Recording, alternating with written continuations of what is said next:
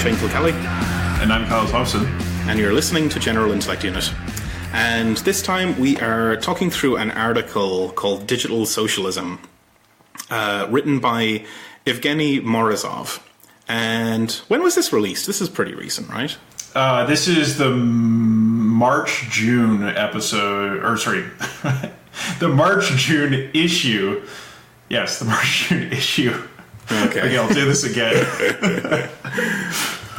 This is the March-June issue of New Left Review. Mm-hmm. So from 2019, very, very recent. Right. No, it's good. Yeah. This is a hell of an essay. There's a lot going on here. It rhymes a lot with a lot of material we've covered. There's some new stuff to talk about as well. I liked this quite a bit. Kyle, what's your take? Yeah, fantastic essay. It's an essay by Evgeny Morozov. Many listeners will probably be familiar with him. We have not featured him on the show before because I've always kind of taken him to be a bit of a naysayer and a curmudgeon about Silicon Valley, which can be useful. Like, he's very erudite. He's very his criticisms are usually coming from an intelligent place, but it's just usually been kind of a pure negation. Like, kind of reminds me of like that character in Animal Farm. What is it, like the donkey who's just the cynic? Sure. Yeah. That was kind of the read I had of his work up until we actually read this article, Digital Socialism: The Calculation Debate in the Age of Big Data, which is really hot stuff. I think it really brings together a lot of things that we've touched on the show. So there's some stuff in here that is reminiscent of People's Republic of Walmart. There's a little bit of stuff in here that's reminiscent of platform capitalism. And there's definitely a lot of stuff that is reminiscent of markets in the name of socialism. So it's really great as a synthetic article, bring things together. But another thing that is really strong about this article is the way it closes, which is to come up with a very sort of well-constructed, informed by theory series of thoughts and proposals about what digital socialism might look like today. Mm-hmm. Yeah, definitely. I was kind of I was amazed to learn that this guy apparently isn't a Marxist, because it reads like a fucking Marxist, definitely. Yeah, it's hard to say. Like, he clearly has socialist leanings. It's not digital socialism ? Like, is it a good idea? It's like digital socialism, how can we do it, right? And his reading of Marx in this text is pretty good, but that's not surprising considering how familiar he is with Austrian economics, because generally speaking, Austrian economists have a pretty solid understanding of Marx compared to neoclassical economists, because they know their enemy, right? Right. Exactly. Something we could get better at, I think, as socialists as well. Yeah. But anyway, the article kicks off with this introduction that, like, in these days, capitalism is kind of searching for this legitimation narrative. It's usually looking towards Silicon Valley as this kind of glimmer of hope to give it some little bit of a boost in legitimacy. And one of the sort of main narratives that's hovering around in the air at the moment is this kind of the term is New Deal on data. I guess it's this sort of thing about, like, giving some veneer of fairness and, like, ownership over data and such, and, like, plus the usual gloss of shiny, cool digital innovation stuff, to make, like, citizens own their data, and they become, these hustling data entrepreneurs flogging their fucking Instagram likes or something for 42 pence a piece. And the show can keep on going. Well, hey, we can keep doing capitalism. It's a thing we're all sort of familiar with. I hadn't heard this particular term, New Deal on data, in a while, but I think a lot of this stuff has settled into the kind of popular consciousness. amongst some of the commentary, at least. Yeah, the things that came to mind for me were like Jerome Lanier's book, Who Owns the Future. It's a bit of an older book, but it came out around the same time as the Big Data book. Then also just that point in time where Facebook made your profile information, your profile data visible to you, right? That was kind of like, oh yeah, that's sort of like opening the vaults and letting the info out there to the people. That kind of proposal. Yeah. So this thing is, it's the person cited here is Victor Mayer Schoenberger, who has two books, Big Data and Reinventing Capitalism in the Age of Big Data, which is kind of a follow-on. And a lot of this essay will be concerned with just critiquing this set of books, really, and this set of ideas. One of the kind of linchpins of this is that, Marx's capital is out of date. Big data will not only reinvent capitalism, but will end it. It'll transcend capitalism. And that data will replace the price system as the main organizing principle of the economy. It's a heady set of claims, right? And oh boy, does it ever turn out to be wrong? Yeah, I mean, it's very naive in the way you would kind of expect from this sort of book. But Morozov takes it in interesting directions, and that's what we're really concerned with here. Yeah, totally.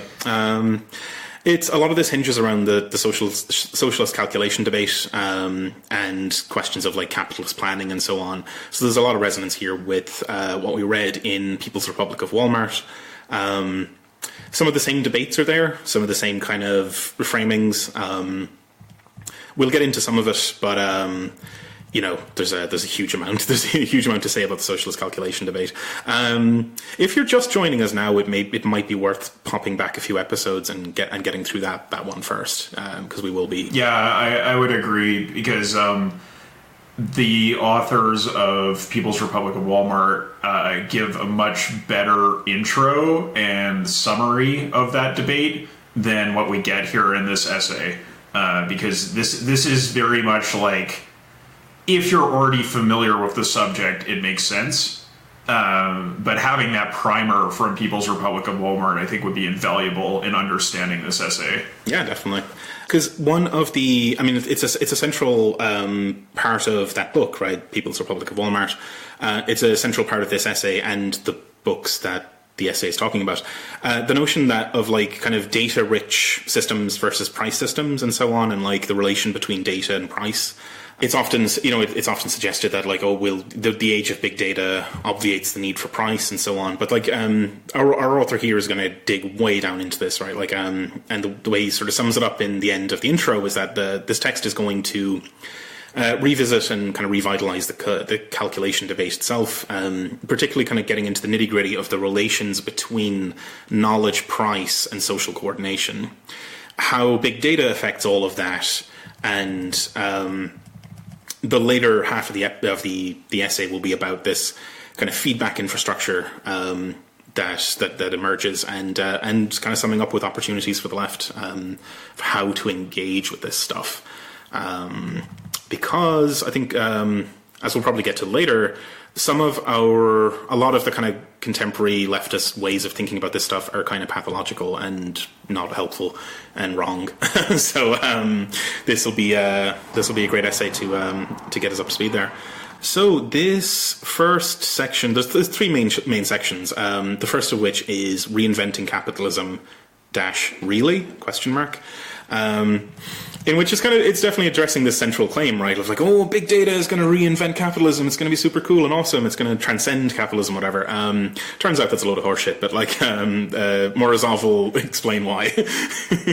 There's a part in here where Morozov is like, no doubt there's going to be some capitalist innovation that follows big data in which we're like, so if we were to discard the idea of capitalism, say we're just in the age of data, whatever new technology comes around, we're gonna have to be like, now we're post data, and then we're post data. Like, it's just, you know, because nothing has actually fundamentally changed the analytical value of rejecting the label of capitalism in this context is really low, right? It's just not going to have any staying power at all. No. I mean, it kind of turns out that periodizing history in these terms of like, oh, there was all the shit that came before, and now there's the new thing, you know, that kind of strict kind of binary period sort of thing is fucking crazy. But getting kind of into the nuts and bolts of why that is, the authors of Reinventing Capitalism kind of set up this price versus data opposition, right? Where price is inefficient, it's crude, it's alienating. Like, I mean, as you know, we get the fetish of the commodity and so on. Whereas data is efficient and fine grained and is a much more much better basis for social coordination, for making decisions and so on. The way that the authors of Reinventing Capitalism frame this is, and obviously they're in favor of data, right, replacing price. It's kind of all in the service of just better consumerism, right? Like that, oh, you know, instead of price signaling something or whatever, an AI will match up your fucking Facebook profile with some seller bullshit, and that's how you'll get your stuff. And that, like, you know, market players will increasingly rely on data rather than price signals, which we saw in People's Republic. It's true, right? Like, internally, Walmart and, at least internally, right, Walmart and Amazon and so on all use kind of non-price information to make decisions, right, and to do allocation. Yeah, so what's at question here is not whether this is happening. What is at question is whether this means that capitalism is over. And no, it doesn't. So let's find out why. Right, but what's funny even there is that, like as we said, like it's all in the service of just better consumerism, right? Like it's just matching sellers to buyers. So it's like to simultaneously claim that, like, oh, this is the end of capitalism, and then also it is just a continuation. Like, as in, like, oh, it'll be completely different and everything will be the same. Like, you'll just fucking, instead of, like, clicking buttons on Amazon will just ship stuff to you in an anticipatory way. And, like, you'll still have this consumerist lifestyle.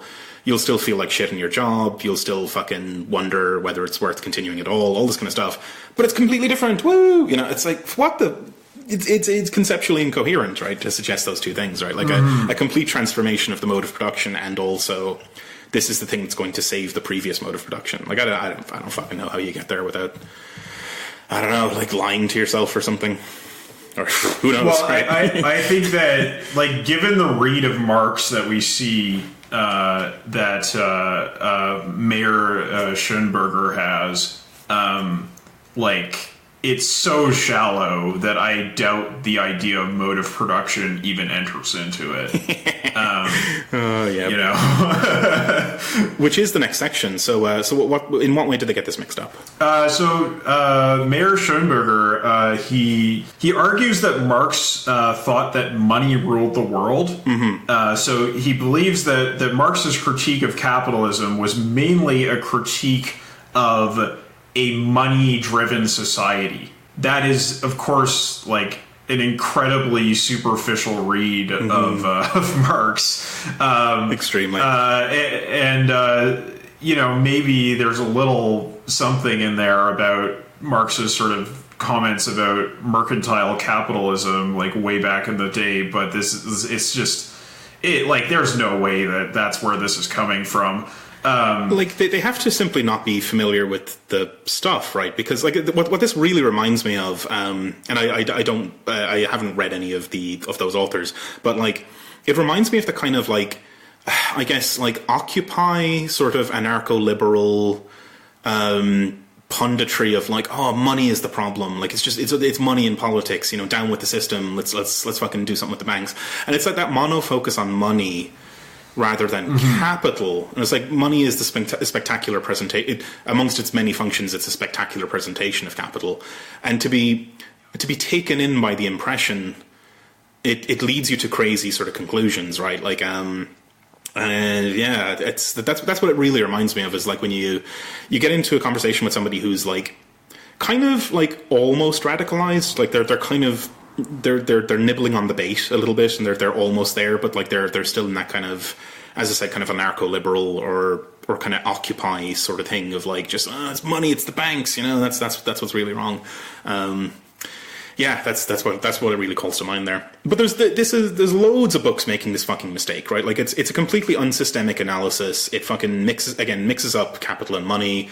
It doesn't see, it puts the blame on finance as opposed to the machinery of capitalism, its various feedback loops and the kind of social relations and structures and all that kind of stuff. Defocuses all that completely and just focuses on this very surface kind of analysis. But like everyone's making the fucking mistake. Like there's a bunch of books here cited by Morozov.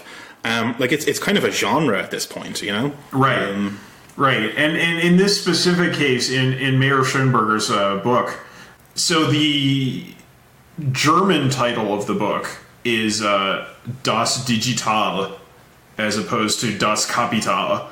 Right, so it's like, I've done it, boys. I've signed Marx to the grave, dustbin of history. My popular press business book is gonna unthrone capital as a significant text for analyzing society. And yeah, really the read of Marx that they seem to have is just it's like on the level of ABBA's song "Money." It's just so superficial. You could state it in a brief pop song. Anyway, what are the problems with this sort of conception? So Marx thought that accumulation of capital was very important, right? So that does kind of square with this idea that, having more or less money is important. But he also had really sort of particular views of the ways competition works in capitalism and how that interfaces with technological development, investment decisions, money markets, like all kinds of stuff, right? Allocation, who gets what. Furthermore, Marx was really concerned with the capital-labor social relation, right? He was really concerned with the ways in which being in the position of the capitalist gives you very different outcomes from this system than being in the position of the worker, and sort of very getting into a kind of systems level understanding of why that relationship is reproduced in the way it is and what the consequences of it are. And if you just think about the world as everybody's an individual, we're all interacting in digital markets, and we all just have less money or more money. And that's it. That's society. If that's your point of view, then you're going to miss so much of what Marx was actually getting at. Yeah. Oh, totally. Yeah, and you're just going to be fucking wrong as well, which is the main fallout from that. But another thing that Morozov really pins down here is that we're being asked to believe that this era of digital innovation, internet fucking data stuff, is a massive departure from previous forms of capitalism and doesn't even constitute capitalism anyway. In part because apparently, according to the authors of Reinventing Capitalism, data will displace finance, it'll displace money as the basis for the economy. But in order for that to kind of be correct, they would have to demonstrate that digital, so you take the example of digital capitalism and fintech, financial technology. Banks deploy fucking tons of technology and data and all these kind of AI systems. There are plenty of fintech startups. It's all hot computer stuff. You would have to demonstrate that the old fashioned, accumulation and competition imperatives were not present in that world. Which isn't the case, right? You would have to actually demonstrate that is in fact a departure, and it isn't, right? That there's a very obvious sort of cycle of investment and competition in finance as well. You get old banks are weighed down with legacy systems. They're outcompeted by more nimble new entrants, and then they accumulate legacy systems and legacy investments in technology, and then they're outcompeted by more nimble, newer fucking entrants, and all on and on. The spiral of competition, the ratchet of accumulation, it's all still there. It's all still capitalism. It's not actually different. yeah, I mean, right. Well, I think what we get is a view of the economy of capitalism that is very much at odds with what we discussed in Platform Capitalism.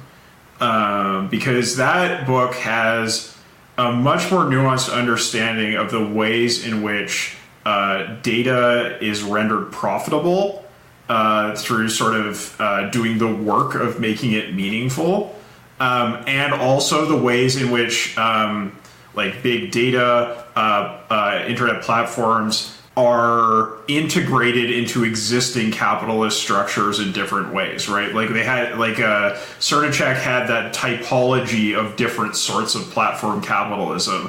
And I think that's a lot more useful than saying, oh, data is just displacing everything. Yeah.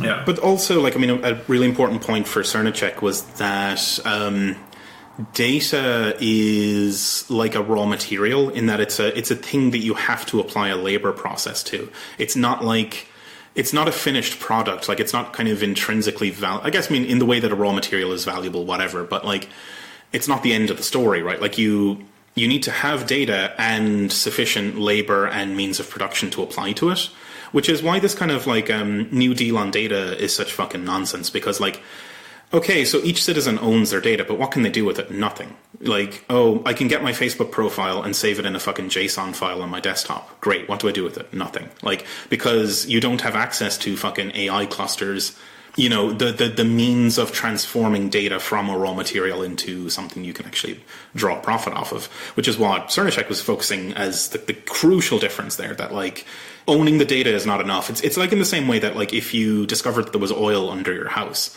it's like, yeah, theoretically you own the oil, but like good luck fucking getting to it.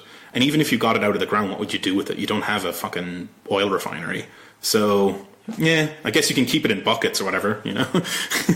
There's plenty of people here in Alberta who have their little farm plot or whatever, and they actually do own their own oil derrick. Right? Jesus, really? Yeah, but okay. You know, there's a whole story there about how those people are brought into a market full of large oligopolistic competitors, and like, you know, the same processes apply, right? And similarly, you know, it is possible, it's conceivable that if this new deal on data happened, that the data would be made available to us publicly.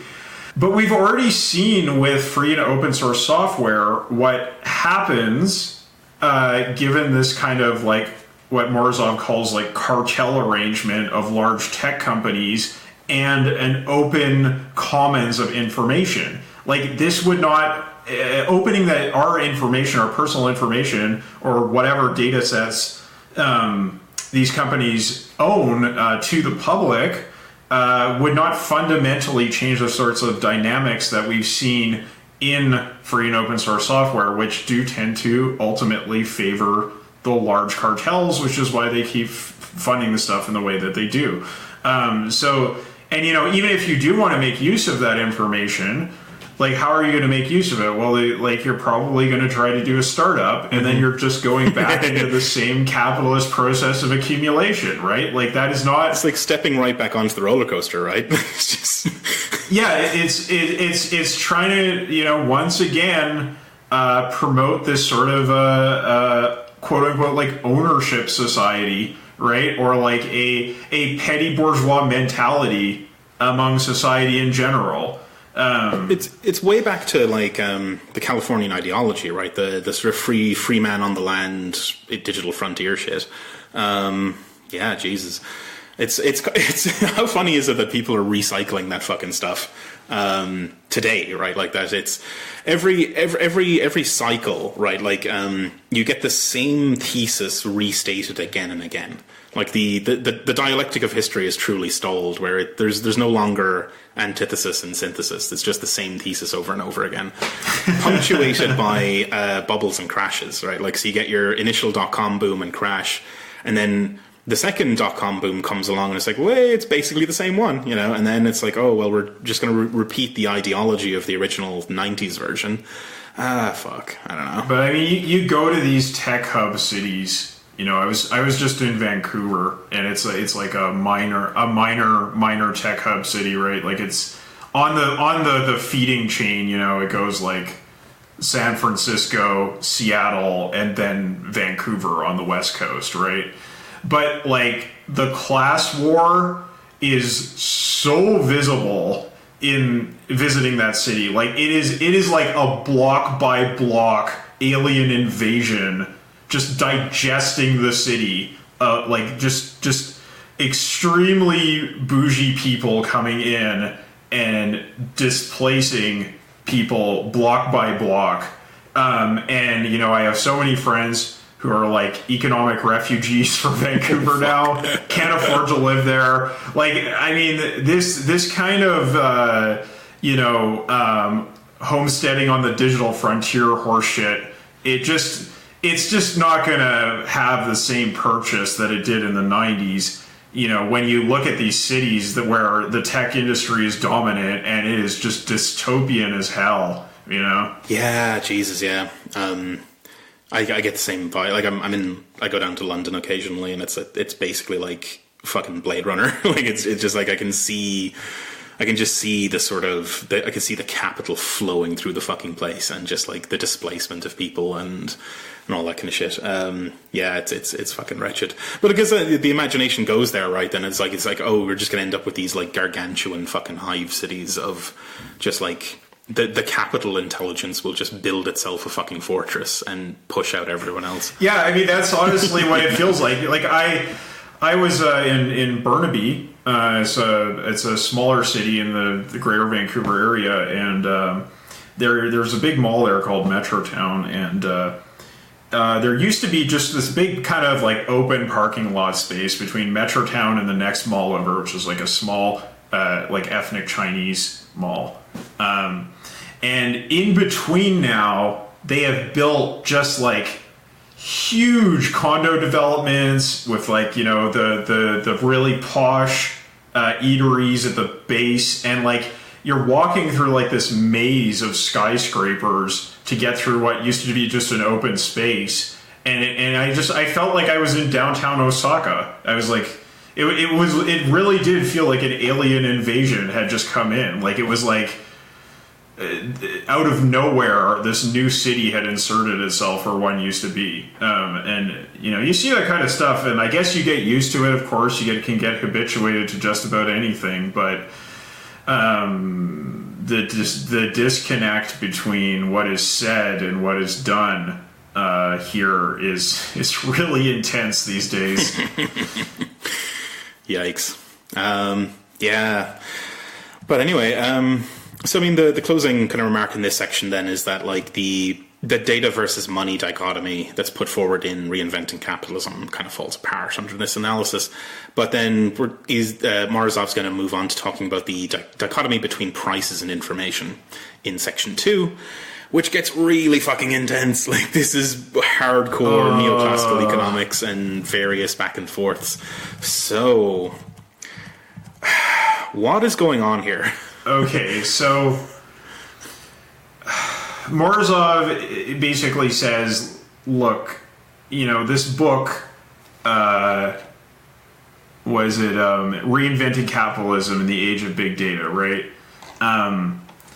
It's so incoherent, it's kind of hard to tell where exactly its economics are coming from, right? Like, it's just kind of a hodgepodge of ideas. But it does touch on this question about the relationship between price and information, which is really formative to economic debates in the sort of mid to late 20th century in economics. And Morozov gives a presentation of those debates. So he, first of all, he gives a sort of quick description of neoclassical economics, and he describes its emphasis on perfect competition and equilibrium, and describes like sort of how strange this view of the world is. And like I think his description doesn't even hit on how strange it is. Yeah, it can get really fucked up. The closest thing I can think of, like, because like I think this is a good reference because Evangelion was recently re-released, if you think about what human instrumentality is at the end of Evangelion, the neoclassical version of competition and markets is about that weird, but just a little bit weirder. Okay? That's what we're talking about, okay? That's perfect competition. The understanding of perfect competition, it sort of involves and perfect more or information less like yeah. So it originally the view of perfect competition didn't concern perfect information, but that was brought in as a supplemental sort of thing for it. The original sort of view you get is like when you go through the conclusions of it logically, you end up with a world where there is no time, there's no space, and everybody is the same person. So you can see why I would describe it as being similar to human instrumentality, right? Like the end of Evangelion, where everybody turns into goo and they all merge into a big goo being. Like that is fundamentally similar to what we're getting at with the neoclassical view of perfect competition. So like whenever I see those words like perfect competition, it's just like the hairs on the back of my neck raise up. It's like, when I hear perfect competition, I reach for my gun kind of situation, right? Like it's because the dupe that neoclassical economics pulls on everybody is it says, okay, we have this view of perfect competition, and what it does is it leads to maximally good outcomes for everybody. It is the best of all possible worlds. And we recognize, being sophisticated intellectuals, that the world that we live in is not this world. So they've made the devastating concession that time and space exist, right? And then what they do is they say, okay, but let's talk about imperfect competition and how we can render competition more perfect, right? And so everything becomes oriented towards this ideal which has no actual basis in reality and also has no conceivable basis in reality outside of Evangelion human instrumentality scenario, right? So this is the mind fuck that they pull on you, is by saying like, oh yeah, that's really strange that you say that, everybody, for example, has perfect information and everybody is a price taker and everybody is just everybody's a trader, right? Everybody is a producer and consumer and trader all in one. There's no real distinction between roles, and you can kind of see how that sort of leads to a view of like smallholder socialism in some people's minds, right? Or a kind of market utopia, which is sort of what neoclassical economics aims towards. So you can understand why it would be popular with socialists, right? But then you go like, okay, that's maybe a little unrealistic. That's not the kind of world we live in. But let's dial it back and introduce imperfections into the model. Right? But the problem is that the fundamental assumption and the fundamental orientation is towards this bizarro world, right? Is this like a fucked up Platonism? I think it's even more fucked up than Platonism. Because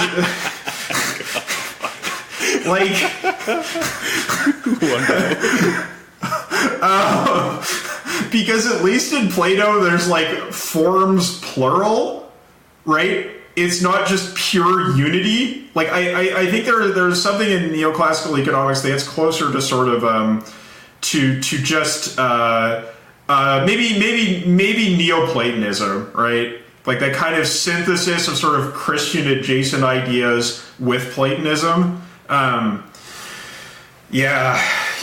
So it's really weird. So basically the problem is that everybody gets stuck in orienting towards this completely unworldly model of the way things could be.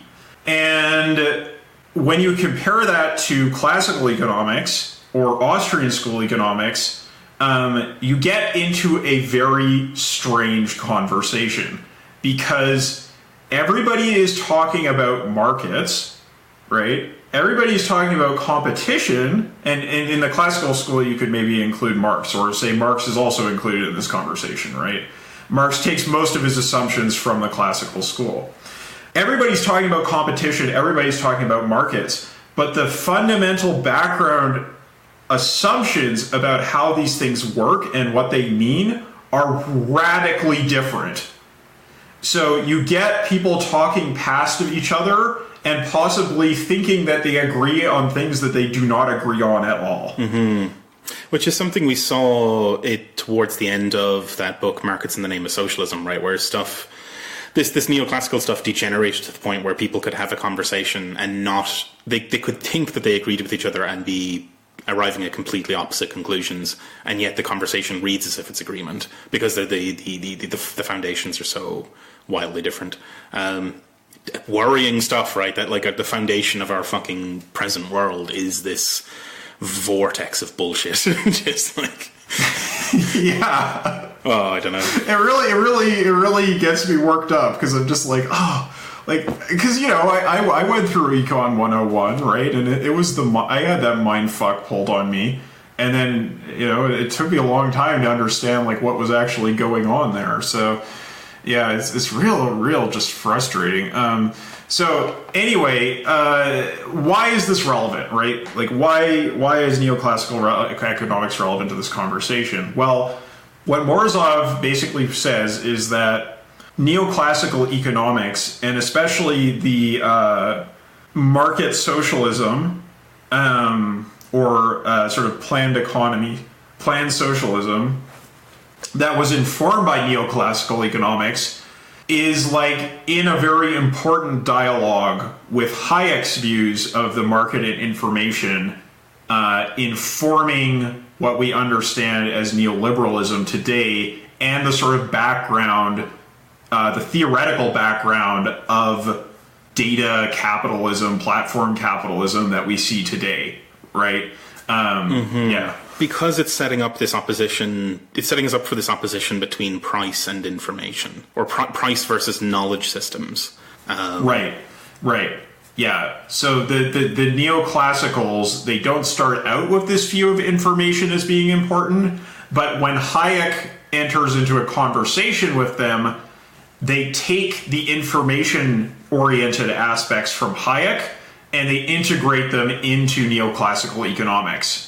And that's Hayek's one of his innovations, right? Is that he came into a conversation where people were concerned with just calculating stuff, and then he pointed out, well, how are you going to discover the information that you want to calculate? Like, how do you find your inputs? He threw that wrench into the machine there. That like, what the fuck are you going to calculate if you haven't discovered the information in the economy yet? Yeah, it goes from a kind of computational problem with a series of given variables to more of an epistemological problem, right? How do you get useful information to do the calculation, right? That's the sort of thing that Hayek brings in.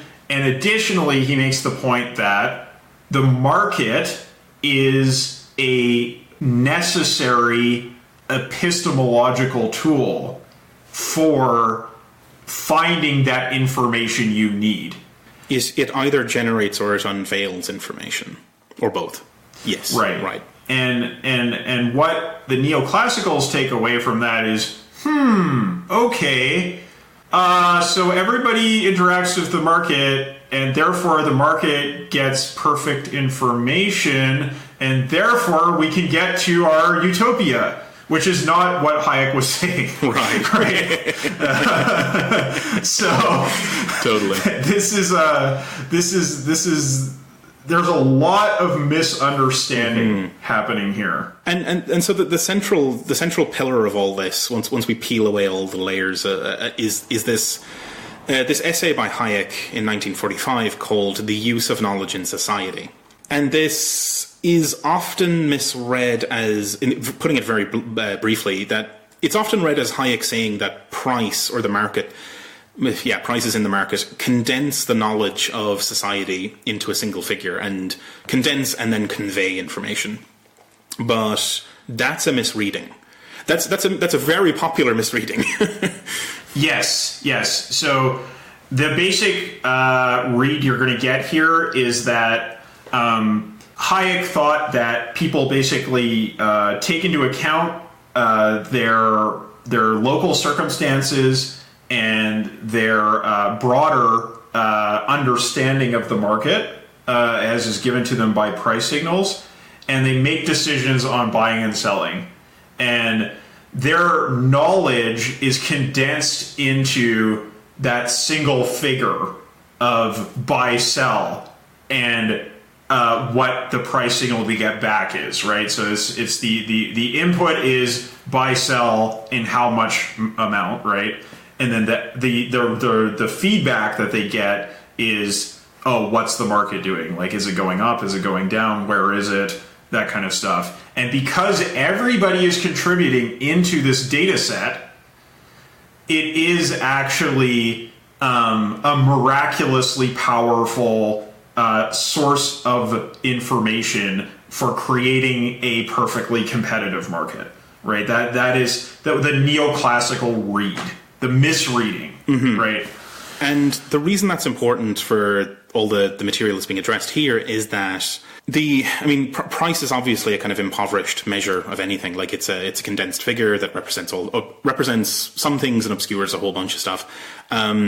This leads people to then propose that, big data is a replacement for price. It's a richer, more high variety, higher fidelity signal of what's actually going on. But the crucial thing here is that's not actually what Hayek was really proposing.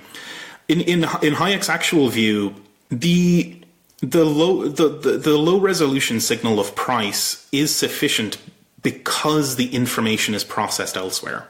Because there is a whole information system in society which does all this information exchange and condensation and relay and all that kind of stuff. And then price is kind of an output and an input to the same system.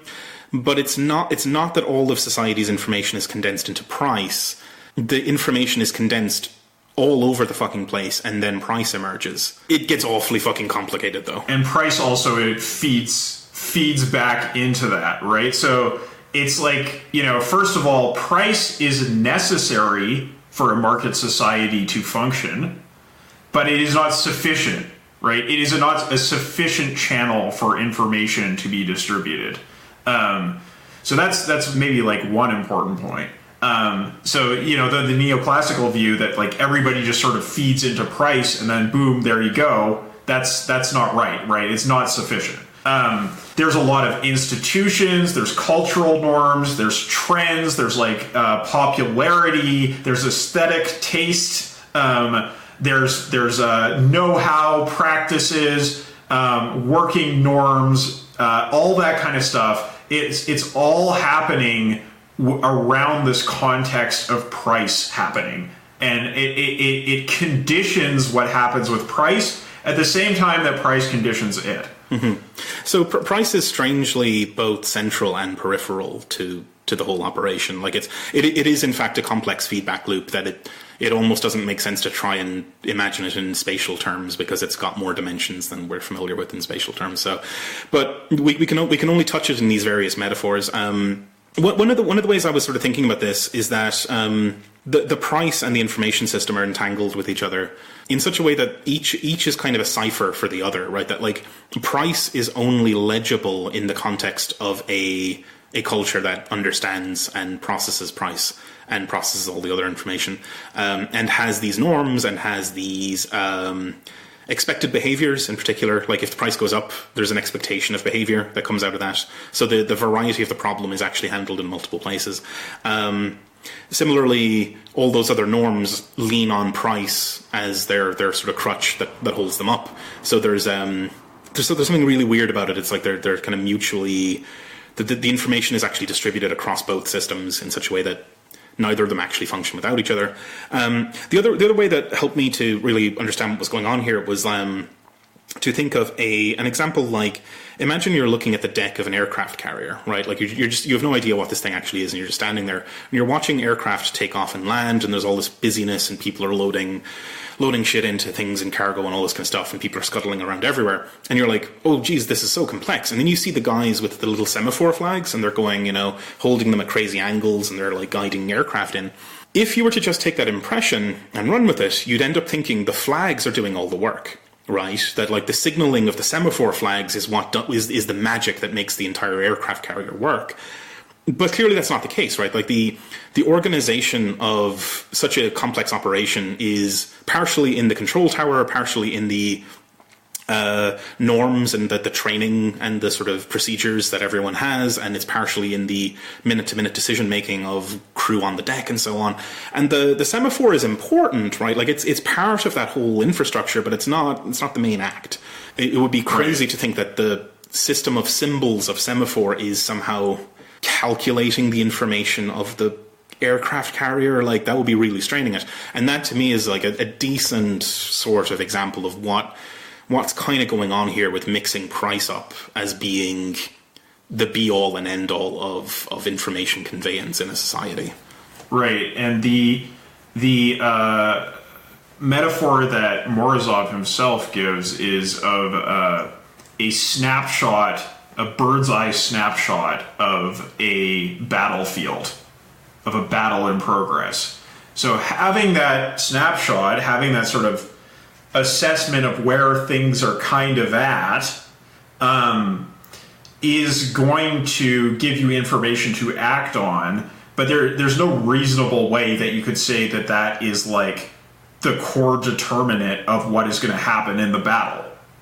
And just sort of extending that, I was thinking like, if I'm playing a real-time strategy game on computer like StarCraft, it's a very old game, but it's probably the best one to think of because it's so dynamic. The visual representation of the game is not at all exhaustive of what is happening in the game state, right? There's the technical layer, there is the meta game, there's the disposition of forces, there are all of the rules and values and balance that are part of it. There's the telecommunications, there's my background knowledge, there's my physiological state. All of that stuff is meaningful. But if there is no visual representation of StarCraft, you cannot say that StarCraft is being played, because it is fundamentally oriented towards that visual interfacing. And similarly, you can't say you have a market society without price, right? But you also cannot say that price is exhaustive of a market society, right? Like that would be a complete misrecognition of the situation. Yeah, absolutely. Necessary but insufficient. It's it's a wonderful phrase. Yeah, that's some tricky material, but we got through it. The next section then kind of it moves on to the kind of next stage of history, I guess, where Hayek's essay had a fucking enormous impact on modern economics, and as I said, isn't that kind of worrying, right? The misunderstanding of his essay had a fucking massive impact on modern economics. Let's get the attribution right there, because it does foreground the importance of this information discovery. But obviously, it's been misread, right? The neoclassicals misread Hayek as saying that price can do all the work and can operate more effectively than planning. And with this misunderstanding, the planners, right, the social democratic planners, the socialist planners, and so on, they kind of mutate and they take on the task of designing markets to be more efficient. Right. So I think it's it's useful here to get just a baseline of what Hayek's beef with these people was, right? So first of all, we've been saying like, oh, people got Hayek all wrong. Do not mistake that for us agreeing with Hayek. Oh no, he's full of shit. So, Hayek had a kind of informational and sort of nuanced understanding of society, but he was fundamentally he was a market fundamentalist, right?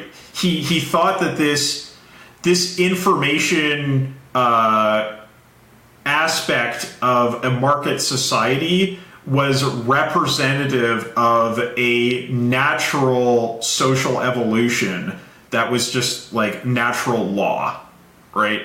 And that any deviation away from this arrangement would be catastrophic, and it was just like basically against nature's law. It's like it's just against God, right? Yeah, it's against God. Yeah. I don't think Hayek was a theist directly, but this is it, right? This is if this isn't theology, I don't know what fucking is. Right? Yeah.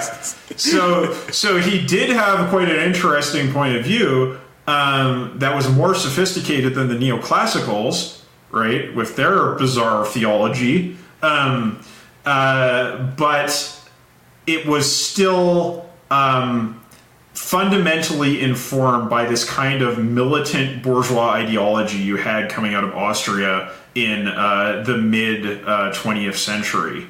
And the other thing was that Hayek was very critical of this sort of engineering mindset, this constructivist mindset that thought that you could design a better system than the market, which is, this is like fundamentally like the Christian critique of artifice, right? Of ingenuity, right? That if you think you can make something better than God, that is blasphemous, right? So those were his two main sort of beefs with the neoclassical socialists. That one, they had a way too simplistic view of a market economy, and two, that their constructivism was only going to lead to grief, right? Like, Hayek was not the most extreme out of all the Austrians. He did kind of make some concessions in Road to Serfdom to Social Democracy, but fundamentally, he had this point of view, right? He was oriented towards, no, classical liberalism got it right. The free markets of that era were the true way, and we just need to stick to that as closely as possible, and that's going to lead to the best possible society. Which is obviously not the point of view of the neoclassical socialists, right? Like they did have that engineering mindset that like we can do it better, we can use ingenuity, we can design a better system, and that's why they were interested in a planned economy. And that's how you then end up with this weird fusion, right, of the kind of two positions, like influenced by Hayek, that you kind of end up with, yes, the market is a self-organizing, self-bootstrapping force of nature that shouldn't be interfered with, but that these planners then take it upon themselves to design for it, that you need to intervene on its behalf. And you get this fusion of economist and engineer as a replacement for, and this is like as a replacement for the kind of socialist or social democratic impulse to design, like essentially design society. That shifts over to designing markets, right? So you're using math and game theory instead of like using math and game theory to like tease out these informational dimensions of markets, rather than like the old thing of setting input prices and quotas and designing social institutions. Well, I mean, they still do that, right? It's just like it's a kind of destructive design of like obliterating social institutions and replacing them with markets as a way of handling the complexity of the world, right? That like the world is complex, and the new solution to that is to set up a market such that it will solve the problem for you. Supposedly, doesn't fucking work, but anyway.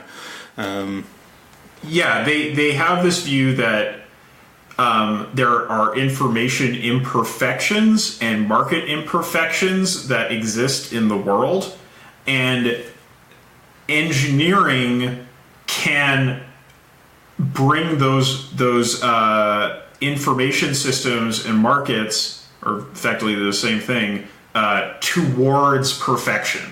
Their view of perfection, right? Which is perfect competition, which is bizarro land. But this is their thinking, right? Mm-hmm. That like, okay, they have a perfectionist view of the world, right? Like that we can get closer to perfection by using clever engineering techniques. And because of what Hayek said about information and markets, they moved away from seeing the construction of broader social institutions as the best way forward for society, and towards engineering markets as the best way forward for society.